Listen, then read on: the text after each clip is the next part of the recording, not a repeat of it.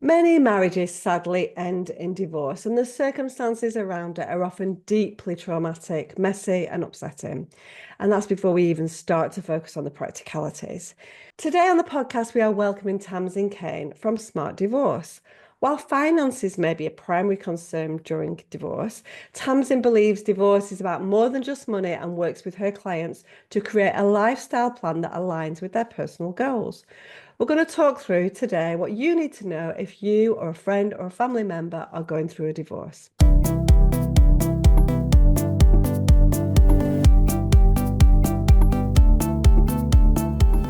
You're listening to the Declutter Hub podcast, bringing you tried and tested, no-nonsense tips and advice from the leading experts in decluttering and organising your home. Now here's your host, Leslie Spellman.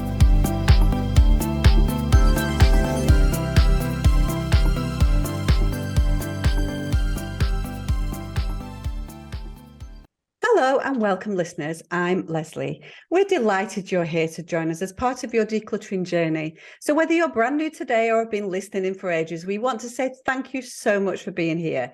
It means so much to Ingrid and I that you turn up every week to listen to and support us while we talk all things decluttering and organising. We'd love to help more people with their quest for a clutter-free home, and our podcast is a fantastic way for people to be inspired to take action. We have a favour to ask. If you like what you hear, be sure to hit the follow, subscribe, or like button on your podcast player. Share us with your friends or share your thoughts on the podcast by leaving a review. So welcome everybody to the Declutter Hub podcast, and welcome Tamsin. Thank you so much for being here. Oh, thank you for inviting me. We were talking before we came on. So Tamsin lives around the corner, basically in the next town. And when we were kind of researching somebody to come on the podcast, because people have been asking for a long time for someone to come on and talk about divorce. And I was like, I'm sure I know somebody local to me. A little bit of searching and Googling. I'm like, I know that lady, but how do I know her? We've just worked out that we used to network together like 15 years ago, didn't we? We did. Yeah, it's been a long time since we've caught up. So this is a lovely opportunity. Absolutely. So yeah, divorce, not ideal, not great, very messy, very hard for a lot of people, can be really positive as well. You know, sometimes it's a positive thing. Often it's a positive thing, actually. But there's a lot to get through, isn't there? There's a lot to sort out and get through. And that's where you step in and try and help your clients. So let's dive straight in, Tamsin. What are your thoughts on divorce generally, having worked in this field for decades, probably, right? A long while. I think there's a few things to think about. So I was a child of divorced parents, and my parents got divorced when I was about 12. I'm divorced myself, so I've been through it and seen how it works from a personal perspective. And I work with divorcing clients day in, day out now. Smart Divorce was set up in 2018. That was when I started specialising. But yeah, I've got obviously a background of experience from all different angles. Is it a positive or a negative? I think for most people, once it's done, and it may be a couple of years after it's done, I think most people can start to see the positives and see that actually it really probably wasn't the right relationship for them. It's not everybody, but I would say most people end up in that situation. But it's getting to that place where you feel like that. I think there's a huge amount of confusion about divorce. I think a lot of people think that they know what it's going to be like. They think they know what they've got to do. They listen to their friends down the pub, and they think their circumstances will be the same as theirs, but often they're not. And it is important to get some professional advice for yourself rather than assuming that your situation is going to be exactly the same as one of your friends or one of the colleagues at work. So it's interesting while you're listening to it, really, because it's definitely that scenario. It gets worse before it gets better, I'm sure. And in some ways, it's like decluttering. It kind of builds and builds to a point where it becomes a problem, then you've got to go through this kind of messy middle situation where you start to sort everything out and then you can see the light and look back and know that it was a Yeah. positive change for you. So you talked there about, people going down the pub and thinking that there's a one size fits all for divorce. And obviously nothing could be further from the truth because everyone's circumstances are completely different. So obviously, you think that hiring a lawyer in every situation is the right thing to do, or do you think it's only in certain situations that that's required? I think there are lots of different options when you're looking at divorce. So I'm not a divorce lawyer, I'm a divorce financial planner, just to make that Right. very clear before we roll into the legal bit. I think it's always a good idea to have a consultation with the lawyer initially. They should go through all the different options that are available for you. A lot of people think that divorce means that you need to end up in court or you have to do it yourself and there's no middle ground. And actually, there's lots and lots and lots of middle ground. So there are companies who offer online solutions. There's a brilliant company called Amicable who are divorce coaches who you can work with to figure out your finances using them. There are using solicitors to discuss between themselves, not necessarily ending up in a court situation. There's mediation. There are collaborative law. There's so many different options about sorting your divorce out that doesn't necessarily mean the extremes of either you do it yourself on the kitchen table or you end up in a court battle. So many options that need to be considered. I think the other thing that I should just mention before we rattle off in one direction is there are two main parts to divorce. One is the actual divorce itself, which is the severing and the ending of the contract of the partnership, if you like. And then there's the sorting the finances section out. And those are two different things. So getting divorced, which most people don't understand, is not the same as severing your financial connection. So you need to do both bits. So just getting divorced doesn't end your financial connection to your ex-spouse. And it all needs to be done together, ideally.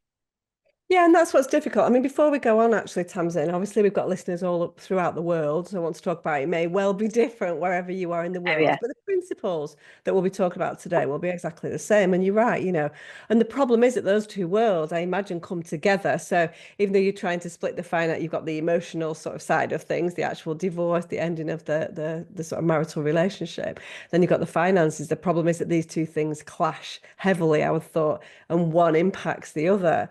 So let's dive straight in then and go, okay, so it may be a shock, it might be something that's been coming for a while, but that decision, that conversation happens. This is a thing that's going to happen between you and your partner. What should you do straight away financially to make sure that you are in the right place to move this forward in a positive way? Okay, so I think the very first thing to say is this is not a race. There isn't a rush. And actually, particularly if it's a shock, usually you find that one person is emotionally further ahead than the other. So one of you might have been thinking about it for quite some time. They've been getting their head around it. They've been thinking about what it's going to look like afterwards. If you're the person that's not in that position, you're going to need time. And what I quite often see is people racing to a solicitor or racing to do something and to actually get things moving because they feel like that's something that they can control. Actually, you need to be in the best emotional state that you can possibly be in before you start making any decisions in terms of your divorce. So really, I would say once it's happened, once the decision's been taken, probably actually do nothing for a good couple of weeks other than potentially get some support. So maybe go and see a therapist or a counsellor or a divorce coach and get yourself in a good emotional position. Get yourself where you don't feel as angry, as betrayed, as if you're the person who's made the decision, as guilty. Get yourself in a really good emotional state before you start doing things. If you feel that because you need to be in control and you want to do something, start gathering your financial paperwork together. Okay. So I know this is a decluttering type thing, so this is where you can come in as well. So what you want to do is only collect together your financial information. So you can't access your ex's financial information. Courts won't accept it. You're not allowed to have looked at it or provide it to anybody on separation. So what you're going to do is look for your stuff. So you're going to need, for savings and bank accounts, you need 12 months statements. So no more than that. So you don't need to keep, I went through my paperwork at one point and I think I had something like 20 years worth of bank statements. You don't need anywhere near that. 12 months is enough. If you've got online banking, if you can print them off, fantastic. If you can't print them off, go and see your banks and get that process started if you've not already got them. Credit card statements, any investments that you've got, you just need the latest statement. If you've got a mortgage, you need to contact the mortgage provider and request a redemption statement, and you can tell them it's for divorce purposes. Nothing's been decided. Asking for a redemption statement doesn't mean that you've got to pay the mortgage off. I know a lot of people worry about that, but get that. You can start getting house valuations. So you could get estate agents round. We usually suggest 3 to get them round and give you an idea of what the value of the property is. Pensions. So pensions are very, very important in divorce. They're often the biggest or second biggest asset of the marriage. So you need to contact your pension providers, all of your pension providers, and you want to ask them for something called a CEV, which is a cash equivalent value.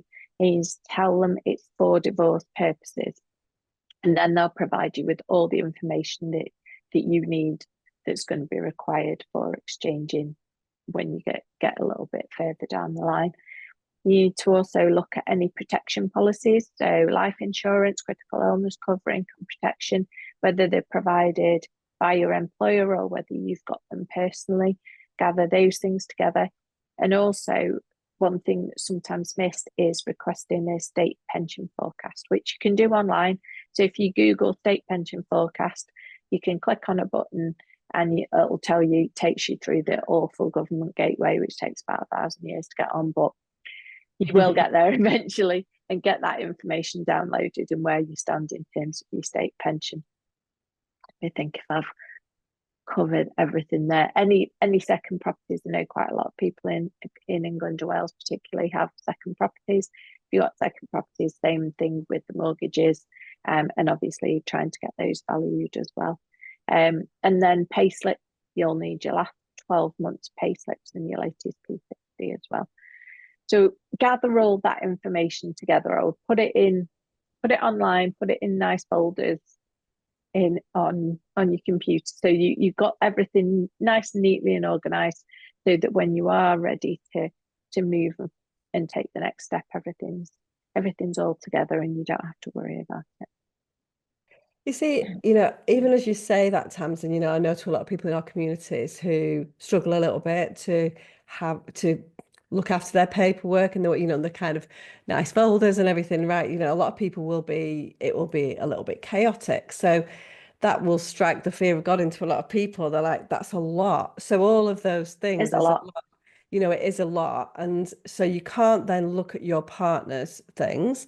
And so, but presumably then you can look at joint. So you do need to look at things that are joint. So you can't suddenly go, well, I know my partner's got X amount of money in such and such a bank account. So that's not relevant at this moment. It's only the things that are in your name or in joint names. And you need to be gathering evidence. And that's going to take quite some time to get that information together, isn't it? And then, of course, to sort of take out the things that you don't need, like longer than 12 months and all that kind of stuff, and start to gather it into folders. So, it's another great reason why to keep your paperwork under control is the right thing to do. But that's really interesting. A lot of people would panic as well, I think. I just want to sort of step in at this point and go, you explained there, of course, you need 12 months worth of bank accounts, probably similar for credit cards and things like that. But if Only you only the haven't got latest it credit card statement, thankfully. Don't need right, 12 months. okay. But a lot of people would get nervous to not have, this is the reason why a lot of people feel that they would need printed bank statements. And so we say quite a lot, if you are online, you can still get hold of that information. You can go to your bank, get it printed off. You can probably print it off from most apps yourself anyway. So you can download it, then print it from there as a PDF. And so you don't need to keep the paper physical copies. You can get hold of that from your online system. A lot of people are nervous about moving to online for this kind of 12-month bank statement scenario. So, and of course, all this is done, this kind of assumes that you then, as an individual, have had some kind of input into the family finances, and often that's not the case in a family, right? And so can talk a little bit more about that then, Tamsin. How does it work when if your partner has managed the finances and you've got no idea where to even think about getting these things? What do you do then?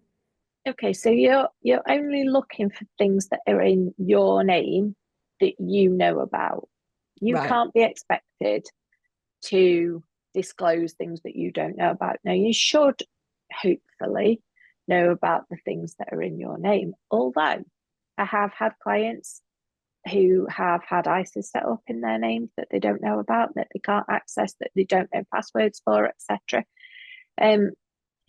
So then it's going to depend on how the situation is, what the relationship's like between you. I work a lot with people who unfortunately are in controlling and coercive relationships, and asking their other half for information, for passwords, for login details is almost impossible. And you've also got to think about your safety. So it very much depends on your circumstances. Now, if you know that you have an account with a certain provider, you can contact them, give them your details. You should be able to access the information. You should be able to get password reset or something along those lines. If you don't know where anything is, if you don't know where any of your accounts are, if you know that you think you've absolutely no idea where they are, then you can just go through with solicitor and they'll have to ask the other person to provide that disclosure. If you are named on things, you should be able to see them on your credit file. So one way of getting information is to request your credit file through Experian or Equifax. You can do that online. And that should give you some information about where things are held. But these are the sort of things that we hold people's hands with, that solicitors will help you with as well. Right, okay, that's interesting. So there are ways, and if it, because I am thinking about that situation, not all always in a controlling, coercive relationship, but sometimes where the partner just manages that kind of stuff and always has, like we see that quite a lot when people pass away as well, and people are completely lost at that stage because they've never done it. So especially older generations and things like that, where it's not quite so much online. It's a little bit different, isn't it, when it's all online, because it kind of comes to you and your email address for the most part. But it's a little bit, it's tricky, and all this while you're trying to then navigate trust issues, loss, grieving, all of those kind of things that come along with going through the divorce process is hard. But basically, I love what you said right at the beginning, Tamsin, where you said, don't rush it, just take your time. So there's no race against the clock then. I think people think particularly if it's been a difficult, messy split, that your partner's just going to empty your bank accounts of everything. And presumably that can be sorted out in principle later through legals if necessary, right? Yeah, absolutely. Yeah. I think that's the fear. Right, okay, let's pop to a break, and then in a moment we're going to come back. We're going to talk a little bit more about stuff. So welcome back, everybody, and we're here talking to Tamsin Caine from Smart Divorce, all about what you need to know when you are going through a divorce from a financial planning perspective. Really, really important. And we know how important paperwork is and to have all those things in order. So obviously, our advice to you is going to be, even if regardless of whether you think you'll ever have to go through a divorce, getting your paperwork and your finances in order is always a good thing. But this is something, if you've got any inkling that this might be in your future, then definitely start to do that work now to make sure that you've got these passwords, that you've got these folders, you know where you can get these things. So, really helpful advice. Thank you, Tamsin. I want to talk a little bit now about your experience of splitting the stuff in the home. Have you had any experience? Because obviously there are financial implications of the things in people's houses as well as bank accounts and stuff like that. What's your experience of that? Oh, so this is a tricky one. And so the stuff is called chattels when we're Right. looking at going through divorce. It's called chattels. So anything that's worth over £500, and we're talking about worth rather than replacement value. So what's it worth now? So my iPhone probably cost an arm and a leg. Is it worth what I paid for it? Absolutely not. If you Google it, it probably get one on eBay for a couple of £100.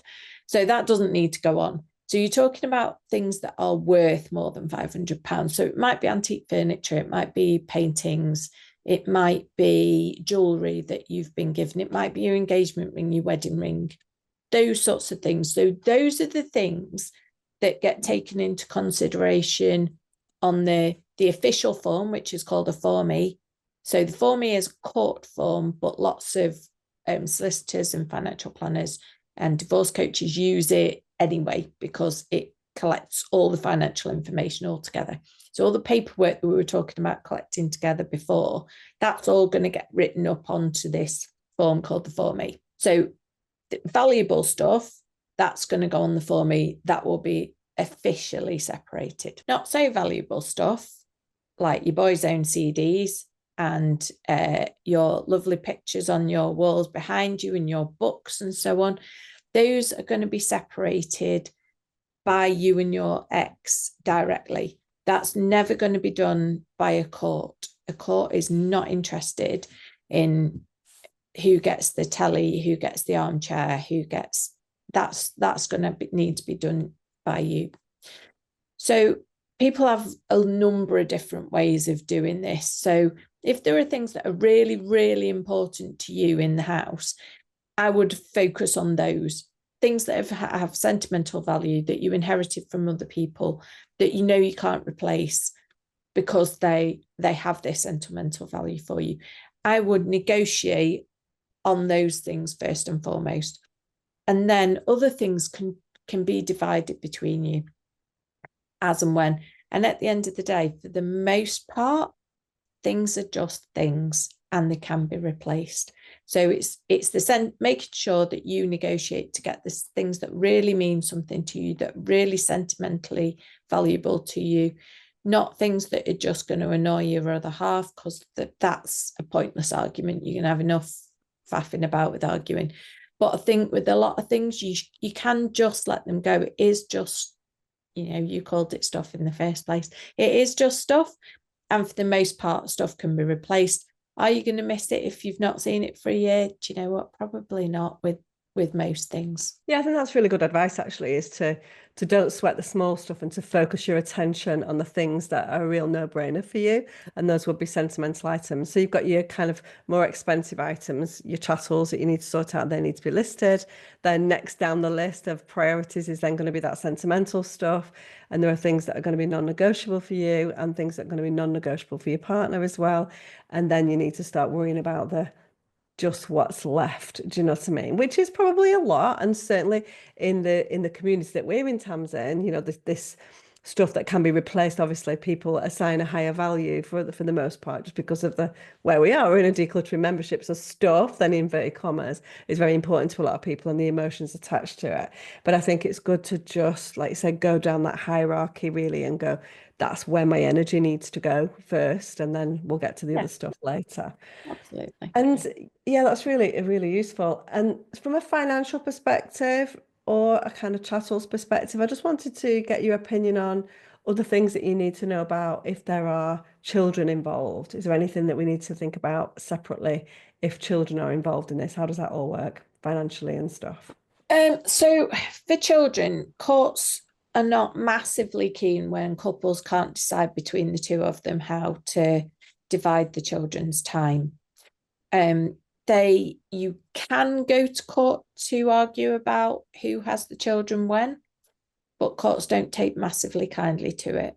And you are far better off, if you possibly can, to try and navigate that how do we share our time with the children. Custody in England and Wales certainly is not a thing. It's not, custody doesn't exist. So it's not about one person having custody. It's about how the parents share the time with the children, how they share the care of the children. Where are they going to primarily live? Or are they going to live between two houses, between the two of you equally? If they are going to live between you equally, how's that going to work? I know clients who have a 1 week on, 1 week off situation.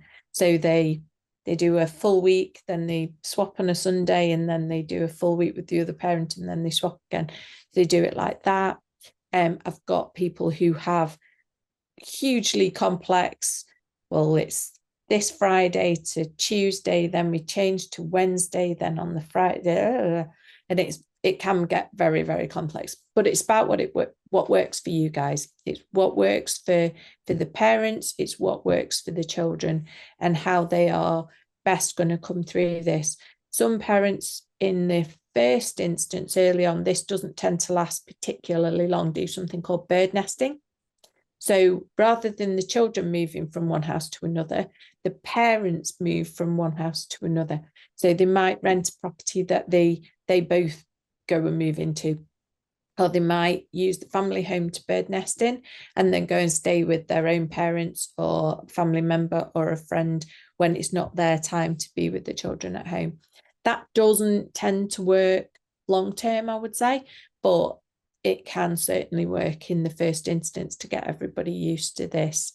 Mummy and daddy are not living together anymore, or mummy and daddy, let's not be wrong about that. But yeah, it gets the children used to they're not going to be with both parents. It's going to be one or the other. Yeah. And I think, arguably that's one of the most, not arguably, even it is the most important thing to get right, isn't it? And then the other things have to follow suit, really, because that's a non-negotiable again, really. So I just, it's so interesting for me. I mean, luckily I've not gone through a divorce myself, but it's kind of like, I just kind of, but you see it, obviously it's all over the TV and all that kind of stuff. It's just this angst and this tension, isn't it, that causes all these problems, really. And so our rational head is like, that's the way we need to do it. We need to be sensible about the children. We need to be sensible about the finances and about the stuff and all that kind of stuff. But once these emotions, particularly if it's one person who's done wrong, which often is the case in the breakdown of a marriage, then it's just so complicated. So I think your advice to just take it slowly and to try and, let your head rule things rather than your heart is such sensible advice. So thank you for that.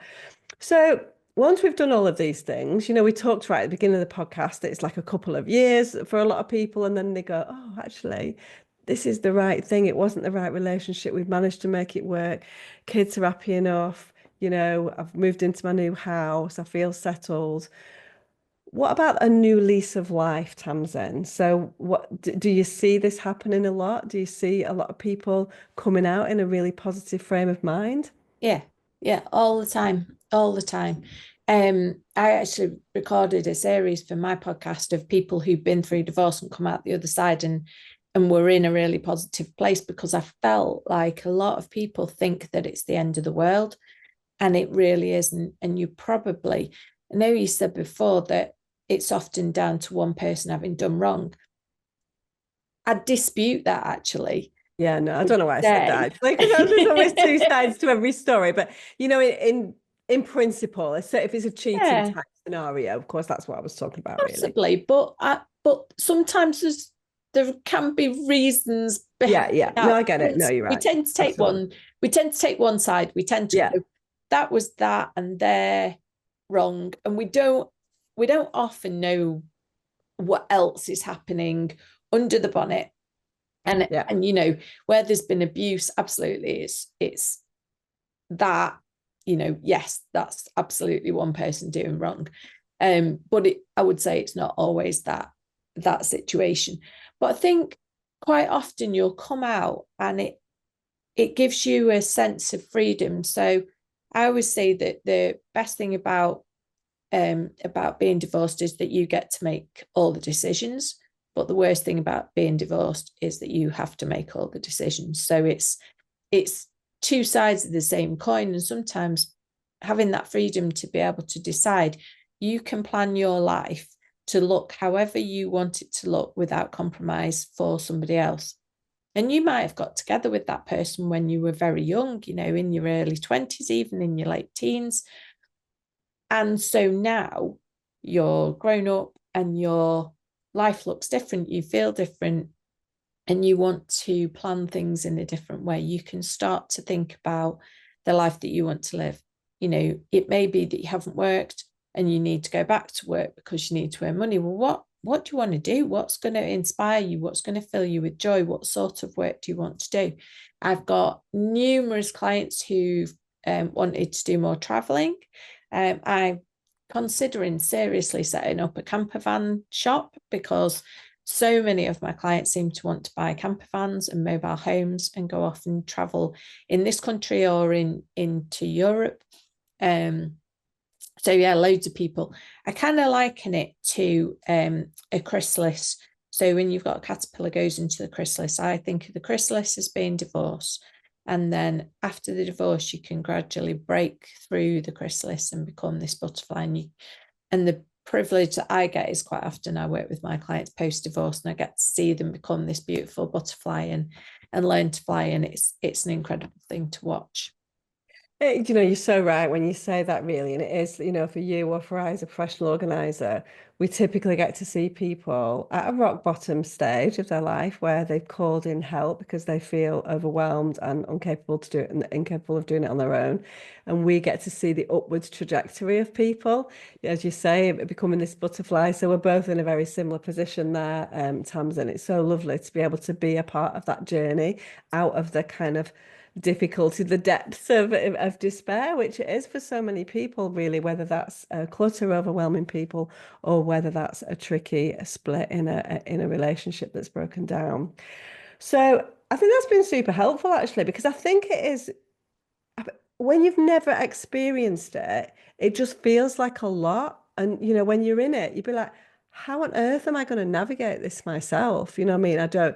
I might not know where things are. My paperwork might be all over the place. My partner's dealt with this and I've just not done that. I've not had to.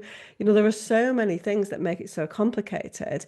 So, to have somebody like you, Tamsin, who are doing this work to guide people along, reach out for help. You don't have to do this on your own. Yes, you may need a divorce lawyer, but also there are people that are going to help more with the practicalities of stuff, not just that kind of legal wrangling type side of things, but actually, the positive side of things, which is let's make sure that you get your finances in order. Let's make sure that you can emerge in a couple of years' time down the line as a better person. So I think it's absolutely brilliant that people like you exist, Tamsin. Let us talk about where people can find you.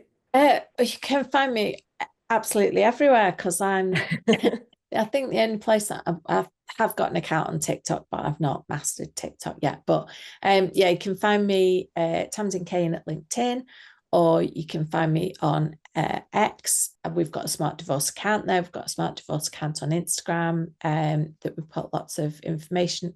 And we've got a podcast called the Smart Divorce Podcast, which is available everywhere you listen to podcasts and is completely free of charge. And I think there are 125 episodes, so loads of information there to help you. Absolutely.